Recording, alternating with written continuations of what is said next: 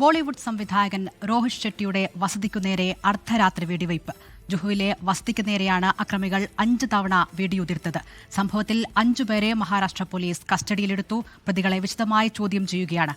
അതിനിടെ ആക്രമണത്തിനു പിന്നിൽ ലോറൻസ് ബിഷ്ണോയ് ഗ്യാങ് എന്ന് സംശയിക്കുന്ന ശബ്ദരേഖ പുറത്തുവന്നു.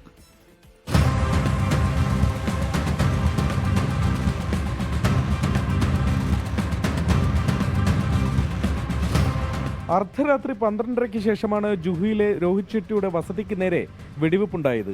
അജ്ഞാതർ 5 തവണ വെടിയുതിർത്തു. ബാൽക്കണിയുടെ ചില്ല് തകർന്നു. പിന്നാലെ പോലീസ് സ്ഥലത്തെത്തി വസതിക്ക് സുരക്ഷ കൂട്ടി. ഫോറൻസിക് സംഘം പരിശോധന നടത്തി. പ്രതികൾ പൂനെയിലേക്ക് കടന്നെന്ന വിവരത്തെ തുടർന്ന് മുംബൈ പോലീസ് പൂനെ പോലീസിന്റെ സഹായം തേടി. ഉച്ചയോടെ 5 പ്രതികളെ പോലീസ് കസ്റ്റഡിയിലെടുത്തു. 18-നും 27-നും പ്രായമുള്ള 5 യുവാക്കളാണ് പിടിയിലായത്. ഇവരെ പിന്നാലെ മുംബൈയിൽ എത്തിച്ച ശേഷം ചോദ്യം ചെയ്തു. എന്താണ് ആക്രമണ കാരണമെന്ന് സ്ഥിരീകരിക്കാനുള്ള ശ്രമത്തിലാണ് പോലീസ്. അതേസമയം സംഭവത്തിന്റെ ഉത്തരവാദിത്തം ലോറൻസ് ബിഷ്ണോയ് ഗ്യാങ് ഏറ്റെടുക്കുന്നതായുള്ള ശബ്ദ സന്ദേശം സമൂഹ മാധ്യമങ്ങളിൽ പ്രചരിച്ചു. ബാബ സിദ്ദിഖി വധക്കേസിൽ ഒളിവിലുള്ള പ്രതി ശുഭം ലോങ്കറിന്റെ പേരിലാണ് സന്ദേശം. സൽമാൻ ഖാന്റെ വീടിന് നേരെ വെടിവെച്ച സംഭവത്തിലും ഇതേ ഗ്യാങ് ആയിരുന്നു.